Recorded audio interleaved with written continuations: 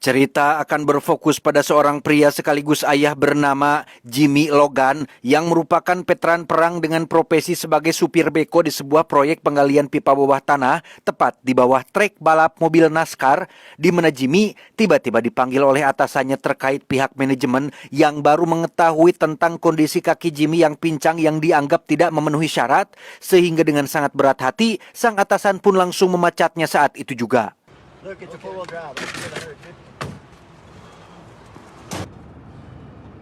Sepulangnya dipecat dan resmi menjadi pengangguran, Jimmy pun pergi menemui mantan istrinya untuk hanya sekedar mengunjungi putri kecil mereka yang karena sang mantan sudah menikah lagi dan Jimmy selalu dianggap lelaki miskin yang tak becus menafkahi keluarga.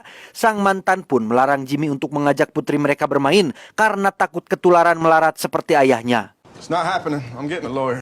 With what money? Sakit hati, Jimmy pun pergi ke sebuah bar untuk menemui adiknya bernama Clyde yang bekerja sebagai seorang bartender. Sama-sama mantan tentara, Clyde Logan, sang adik juga memiliki cindera mata berupa tangan kiri yang buntung akibat terluka saat perang yang membuatnya harus selalu memakai tangan palsu. I'm gonna go to my satellite office and then we're gonna talk about this.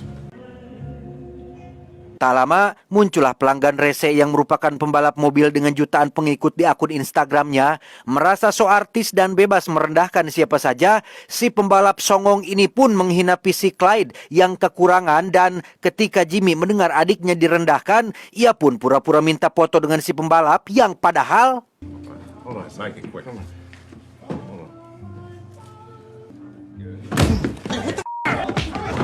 Ketika Jimmy kakaknya sedang dikeroyok, Clyde pun dengan santainya pergi keluar dan melemparkan sebotol alkohol ke mobil si pembalap sehingga...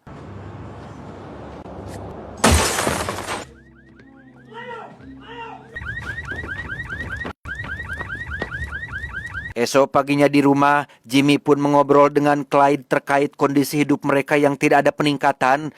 Selain kondisi fisik yang sering direndahkan, kondisi keuangan mereka juga serba kekurangan. Padahal dari berita yang beredar, ada sekitar 19 juta lapangan pekerjaan yang dijanjikan. Tapi faktanya, Jimmy kesulitan mencari pekerjaan lain setelah dipecat dari pekerjaan kemarin. Charlotte Motor Speedway. The Speedway. Dengan fakta tersebut, Jimmy terfikir untuk melakukan sebuah perampokan bukan tanpa alasan. Sewaktu Jimmy masih bekerja di proyek penggalian yang berada tepat di bawah trek balap NASCAR, ia sempat melihat secara langsung sebuah ruangan semacam lemari besi raksasa berisi banyak sekali pipa yang digunakan untuk menyalurkan uang tunai dari atas. Jimmy mengajak Clyde untuk merampok uang tersebut demi mengubah nasib hidup mereka berdua. A real bank vault. Yeah, it's a tough one too. I looked it up on the Google. Dan mari saya perkenalkan Anda dengan seorang narapidana bernama Joe Beng yang merupakan sosok legendaris yang ahli dalam meledakan lemari besi. Untuk itulah Jimmy dan Clyde datang ke sini tidak lain untuk merekrut Joe dalam rencana perampokan mereka. Dan jika Anda bertanya bagaimana seorang tahanan yang dikurung dalam penjara bisa membantu melakukan sebuah perampokan, Jimmy sudah punya jawabannya bahwa ia mampu mengeluarkan dan kembali memasukkan Joe ke dalam penjara tanpa ketahuan. Look around you, my friends. My bank blowing days are over. Joe sempat menolak tawaran ini karena masa hukumannya tinggal 5 bulan lagi. Namun karena tergiur jumlah uang yang akan didapatkan, Joe sepakat untuk ikut dengan syarat kedua saudaranya harus diajak dalam rencana ini. So, what's the take? No? People say that. Tanpa buang waktu, Jimmy dan Clyde langsung menemui kedua saudara Joe, yaitu si Gondrong dan si Pirang yang resmi direkrut dalam rencana perampokan ini. Sesuai perintah dari Joe, si Gondrong dan si Pirang pun pergi ke hutan untuk mengambil perlengkapan yang dikirim oleh teman lama Joe. Sementara untuk Clyde, ia sekonyong-konyong menabrakkan mobilnya ke sebuah minimarket yang membuat ia harus dikenakan sanksi berupa kurungan penjara selama 3 bulan. Dan bukan tanpa alasan, Clyde sengaja melakukan itu demi bisa membantu pelarian Joe dari dalam penjara. Tanpa sepengetahuan Joe dan semua orang, Jimmy diam-diam melibatkan adik bungsu perempuannya bernama Melly untuk mencatat jadwal keluar masuk mobil tahanan yang akan digunakan untuk sebagai kendaraan kabur dari penjara. Sembari menunggu hari H tiba, Jimmy menyempatkan diri untuk menemui putrinya yang kali ini si mantan berbaik hati mengizinkan Jimmy mengajak putrinya main keluar. Selesai meluangkan waktu dengan putrinya, Jimmy yang sedang ngemil di depan toko pun tak sengaja bertemu dengan seorang dokter baik hati yang memberitahu Jimmy terkait luka di wajahnya yang mungkin mengalami infeksi. Luka itu adalah luka bekas perkelahiannya dengan si pembalap songong sewaktu di bar. Tak diduga, di zaman sekarang masih ada dokter baik yang dengan tulus menawarkan suntikan vaksin atau antibiotik atau apalah gitu ya, secara gratis loh. Sehingga hal itu cukup membuat Jimmy merasa hutang budi kepada si dokter ini.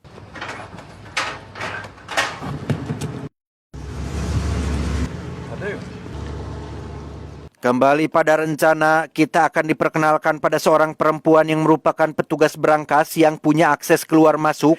Ia mendapatkan kiriman kue dari seseorang tanpa nama yang dianggap sebagai pengagum rahasia. Ketika si petugas sedang menikmati kuenya di dalam berangkas bersama teman-teman yang lain, ia diberitahu jika mobilnya mengalami tindakan pengerusakan oleh orang tak dikenal, sehingga perhatiannya pun langsung teralihkan yang membuatnya lupa meninggalkan kuenya di dalam ruangan berangkas. Malamnya, si Gondrong dan si Pirang pun langsung beraksi dengan pergi ke lokasi penggalian untuk memasukkan beberapa kecoa ke dalam pipa, sehingga keesokan paginya ketika si petugas berangkas datang, ia mendapati kuenya sudah dikerubungi oleh kecoa hingga membuatnya harus memanggil petugas serangga untuk membersihkannya. Dan ya, petugas serangga itu tidak lain dan tidak bukan adalah si Gondrong dan si Pirang yang sedang menyamar guna bisa melakukan pengukuran dan pemeriksaan secara langsung ruangan berangkasnya.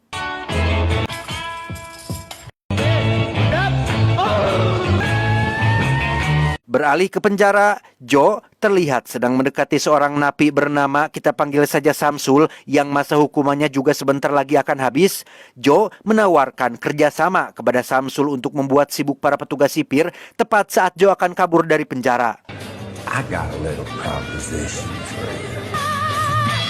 Setelah Samsul setuju, Joe langsung beraksi dengan pura-pura sakit yang membuatnya langsung dilarikan ke ruang perawatan, yang mana di situ sudah ada Clyde menunggu untuk kabur melalui lubang besar di toilet yang mengarah langsung ke tempat bengkel penjara.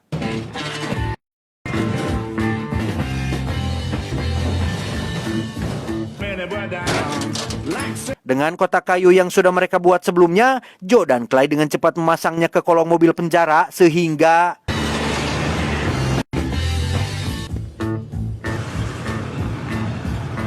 jenius. Tiba di pom bensin, mereka berdua langsung turun dan berpindah kendaraan ke mobil Melly yang sudah menunggu mereka di sana, sehingga tanpa menemui kendala yang berarti, mereka dengan cepat meluncur ke lokasi balapan mobil NASCAR untuk memulai aksi perampokan.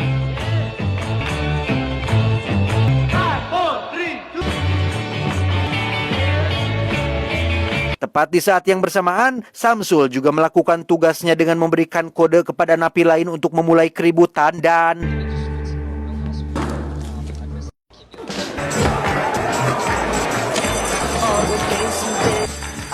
berlokasi di kantin penjara, Samsul dan semua tahanan berhasil menyandra 3 orang sipir dengan mengajukan beberapa permintaan khusus. Salah satunya adalah meminta Bapak Kepala Sipir untuk segera menghentikan program makan gizi gratis karena tidak sesuai standar kelayakan dan hanya buang-buang anggaran. Kepala Sipir langsung mengunci semua pintu ruangan agar tidak ada yang bisa keluar masuk dan dengan sengaja tidak melaporkan hal ini kepada pusat demi untuk menjaga reputasi penjaranya tetap baik dan selalu terkendali.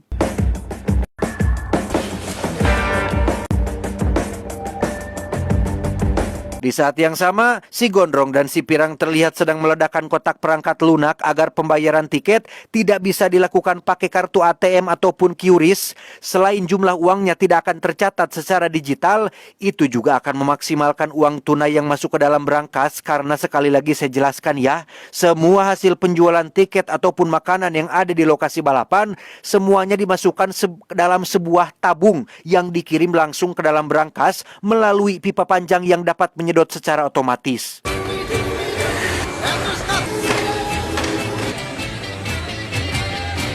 Beralih ke Joe dan Clyde yang sudah sampai di tempat balapan, mereka langsung menuju lokasi terowongan melalui lubang pembuangan sampah yang setibanya di titik aksi, sudah ada Jimmy yang menunggu mereka di sana. Screw you both. You know, this is what I get. Alih-alih akan meledakkan dinding berangkasnya, Joe menggunakan vacuum cleaner besar untuk menyedot semua uangnya melalui lubang pipa tersebut karena untuk apa susah-susah meledakkan dindingnya jika sudah ada lubang yang tersedia di sana. Semua uang ditampung dalam plastik sampah agar bisa dibawa keluar tanpa ketahuan. Si Gondrong dan si Pirang mendapat tugas untuk membawanya keluar dan sempat terkendala gara-gara gerbangnya yang macet. Hal itu cukup memakan waktu selama beberapa menit, tapi beruntung ada Jimmy yang bisa langsung mengatasinya.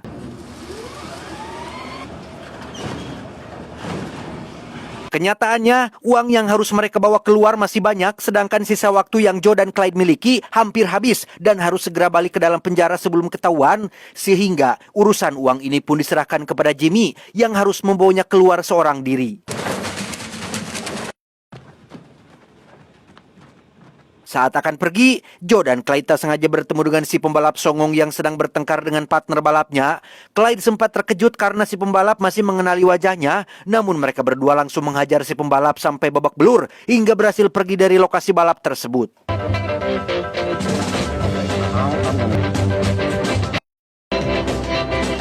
Beralih ke penjara ketika Samsul dengan sengaja mengaktifkan alarm kebakaran. Itu sengaja ia lakukan sesuai perintah dari Joe sebelumnya karena cara mereka balik ke dalam penjara adalah dengan menyamar sebagai petugas pemadam kebakaran.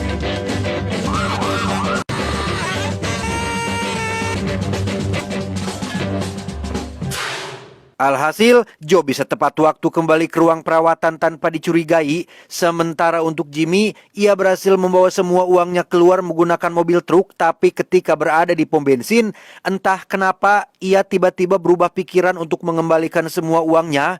Entah takut di penjara atau merasa tidak tenang, Jimmy pun meninggalkan uangnya di pom bensin dan langsung pulang dengan tangan kosong. The truck was reported stolen last week. Why go to all the trouble to rob a place if you don't have the guts to keep the money? Beberapa hari setelah aksi perampokan yang uangnya dikembalikan lagi, pihak panitia balapan pun menyewa seorang detektif bernama Sarah dan rekannya untuk menyelidiki kasus perampokan ini karena meski uangnya dikembalikan, tapi jumlahnya tidak bisa dipastikan gara-gara tidak ada laporan yang tercatat dengan jelas. Agent Grayson, local PD got a call from can definitely identify him. Tak menemukan petunjuk apapun di TKP, Sarah dan rekan pun menemui si pembalap songong yang mengaku sebagai saksi mata yang sempat melihat wajah si pelaku. Ia yakin jika pelakunya adalah 3 orang, yaitu Jimmy Logan, Clyde Logan, dan Joe Beng yang saling bekerja sama untuk melakukan perampokan tersebut. We spoke with Dayton White earlier today. Never saw two suspicious and has no idea what you're talking about. Berdasarkan keterangan dari si pembalap songong dan sedikit petunjuk yang didapatkan, Sarah pun menemui bapak kepala penjara untuk memastikan terkait Joe dan Clyde apakah sempat kabur dari penjara atau tidak. Bapak kepala penjara sangat menjaga reputasi dan nama baik penjaranya sehingga beliau dengan tegas menjawab bahwa selama dirinya menjabat tidak pernah ada satupun tahanan yang berhasil kabur dan tuduhan kasus perampokan yang dilakukan Joe dan Clyde itu sangat mustahil sekali, bro, karena mereka berdua tidak pernah keluar meninggalkan penjara ini. Agent Grayson, I've been warden here for 9 years. And I can tell you this, we don't have an escape problem. Beberapa waktu berlalu melakukan penyelidikan, Sarah masih belum berhasil mendapatkan bukti keterlibatan Jimmy, Clyde, dan Joe dalam perampokan ini. Melihat tidak ada perkembangan dan kerugiannya sudah diganti oleh pihak asuransi, bos sirkuit balapan pun langsung menutup kasus ini dan meminta Sarah untuk menghentikan investigasinya, sehingga Sarah pun jadi balik curiga kalau kasus perampokan ini hanya akal-akalan si bos saja yang ingin mendapatkan uang ganti dari pihak asuransi. But as far as all of us here at Charlotte Motor Speedway are concerned, the matter has been resolved to our satisfaction. Di saat yang sama, Clyde akhirnya bebas setelah masa hukumannya sudah habis. Ia langsung pulang ke rumah diantar oleh Meli sang adik yang juga membawa sebuah koper titipan dari Jimmy yang isinya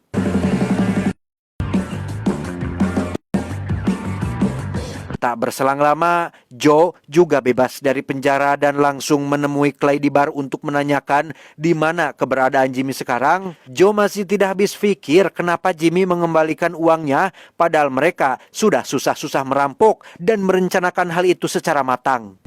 I wouldn't know.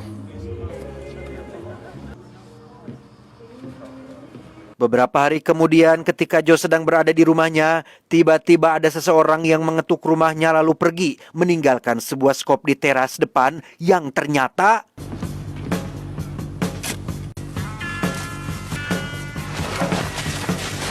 ya, itu adalah uang hasil rampokan yang sudah dibagi secara rata. Begitu juga dengan isi koper yang sebelumnya Clyde buka, di mana ini semua merupakan rencana dari seorang Jimmy yang sengaja melakukannya untuk mengantisipasi hawa serakah atau serakah dari setiap anggota tim yang terlibat. Uang yang dikembalikan itu hanya sebagian kecilnya karena 70% hasil rampokan Jimmy kubur di dalam tanah untuk nantinya dibagi secara rata. Tidak hanya Joe, Clyde, Melly, si Gondrong, dan si Pirang saja yang diberi jatah, Jimmy juga membagi uang tersebut kepada beberapa orang yang secara teknis berjasa pada aksi perampokan tersebut, seperti Samsul si narapidana, dokter perempuan yang memberikan suntik vaksin gratis, termasuk petugas berangkas yang mobilnya sudah dirusak.